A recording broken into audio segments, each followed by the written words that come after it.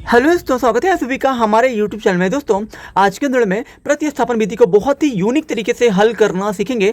तो चलिए दोस्तों अब हम स्टार्ट करते हैं। जैसे कि हमारा क्वेश्चन दिया गया है करड़ी में 2x प्लस करड़ी में 3y बराबर 0। और दोस्तों दूसरा हमारा समीकरण दिया गया है करड़ी में 3x माइनस करड़ी में 8y बराबर 0। अब दोस्तों यहाँ पे देखिए, जब भी दोस्तों हम लोग किसी भी दो चरों वाले रैखिक समीकरण को प्रतिस्थापन विधि से हल करते हैं तो दोस्तों सबसे पहले तो आपको दोस्तों ये देखना है कि जो हमारा दिया गया समीकरण है क्या वो ax प्लस बी वाई बराबर 0 के रूप में है कि नहीं है। तो दोस्तों यहाँ पे आप देख सकते हैं कि जो हमारा समीकरण दिया गया है करड़ी में 2x प्लस करड़ी में 3y बराबर 0, ये दोस्तों हमारा ax और प्लस बी वाई के बराबर 0 के रूप में दिया गया है। और दोस्तों दूसरा भी समीकरण हमारा ax और दोस्तों बी वाई बराबर 0 के रूप में दिया गया है। तो दोस्तों यहाँ पे हमको ax प्लस बी वाई बराबर 0 के रूप में पहले ही करके दिया गया है। अगर दोस्तों ये दोस्तों दिया गया समीकरण अगर दोस्तों हमारा इस रूप में नहीं होता तो दोस्तों पहले हम लोग उसको कर लेते हैं। दोस्तों बराबर के बाद दोस्तों कोई भी संख्या हो सकती है, 0 भी हो सकता है, 1 भी हो सकता है, मतलब कोई भी पूर्णांक हो सकता है। तो दोस्तों यहाँ पे देखिए, अब दोस्तों हल में आपको लिखना है पहले समीकरण को, यानी कि कड़ी में 2x प्लस कड़ी में 3y बराबर 0।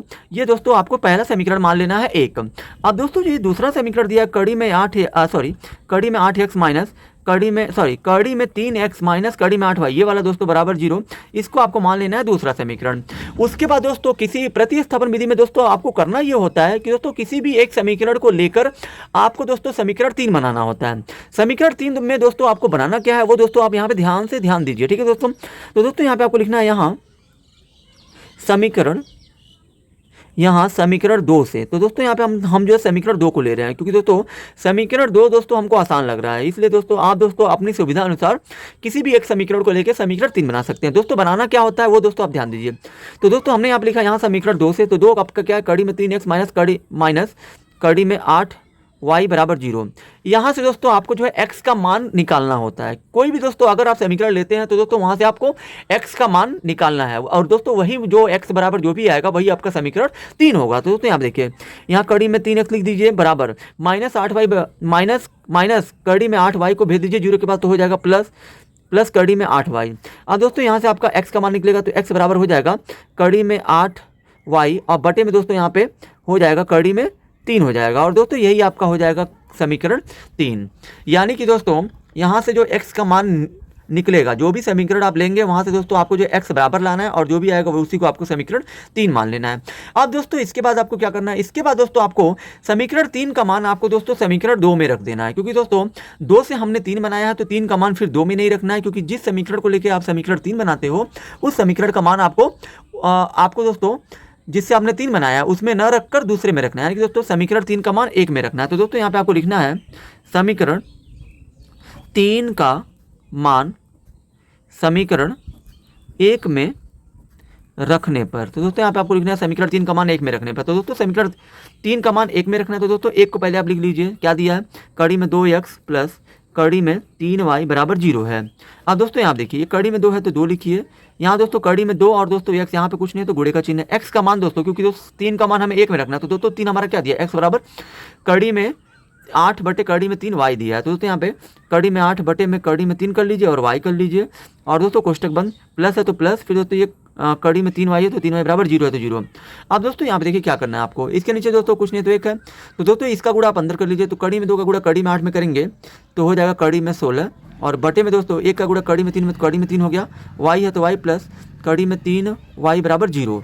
अब दोस्तों यहाँ पे देखिए 16 का वर्गमूल दोस्तों कितना होता है, 4 होता है, तो 4 लिख दिए, क्योंकि दोस्तों इस 16 का मान होगा 4, और बटे में कड़ी में 3 है तो 3, और प्लस कड़ी में 3y है तो 3y बराबर में 0 है तो 0। अब दोस्तों इसको भी दोस्तों हम लोग जो है आगे तक हल करेंगे। हल में दोस्तों आपको करना क्या है, अब दोस्तों यहाँ पे देखिए इस कड़ी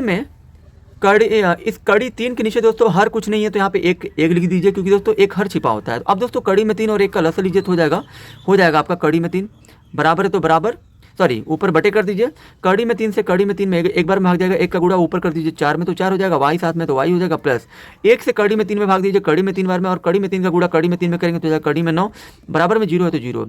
अब दोस्तों यहाँ पे तो y है तो y भी लिख दीजिए इसके साथ है। अब दोस्तों यहाँ पे 4y है तो 4y प्लस 9 का वर्गमूल दोस्तों आप सभी जानते होंगे 3 होता है, और y है तो y, और बटे में कड़ी में 3 है तो 3, बराबर में 0 है तो 0। अब दोस्तों 4y और 3y हो जाएगा आपका टोटल 7y, और दोस्तों यहाँ पे देखिए 0 के नीचे कुछ नहीं तो 1 है, 4y 3y 7y, और दोस्तों कड़ी में 3 का गुणा 0 में कर दीजिए तो हो जाएगा 0। और दोस्तों यहाँ से आप y का मान निकालिए, तो दोस्तों हमें चाहिए y का मान, और दोस्तों y का मान जब निकलेगा तो 0 है, 7 जाएगा इधर तो हो जाएगा बटे में, और दोस्तों y का मान आपका आ गया 7 से 0 भाग देंगे 0, यानी कि दोस्तों हमें y का मान मिल चुका है। अब दोस्तों हमें x का भी मान चाहिए, तो दोस्तों इसके लिए क्या करिए, अब y बराबर 0 समीकरण 3 में रख दीजिए। समीकरण 3 में रखने से दोस्तों ये होगा कि आपको वह x का मान मिल जाएगा। तो दोस्तों y बराबर समीकरण 3 हमारा क्या दिया है, दिया हुआ है x बराबर कड़ी में 8 बटे कड़ी में 3y दिया है। ठीक है दोस्तों। अब दोस्तों यहाँ देखिए कड़ी में 8 हो गया, बटे में कड़ी में 3, यहाँ पे दोस्तों कुछ नहीं तो गुणा है। y का मान दोस्तों कितना आया, y का मान 0 है तो 0 रख दीजिए, यानी कि दोस्तों यहाँ पे इस पूरे का गुणा दोस्तों आप 0 में करेंगे तो 0 आएगा, यानी कि दोस्तों x का मान भी आपका क्या आएगा 0। और दोस्तों यहाँ पे आपको लिख देना अंत में अतः x बराबर 0 और दोस्तों y बराबर भी आपका 0, यही आपका इस प्रश्न का हल होगा, यानी कि दोस्तों उत्तर होगा। आई होप कि दोस्तों आप सभी को दोस्तों ये जो क्वेश्चन बहुत ही अच्छे से समझ में आया होगा। अगर दोस्तों आपको मेरी ये वीडियो बहुत ही पसंद आई होगी तो प्लीज़ इसको लाइक, सब्सक्राइब और शेयर जरूर करें।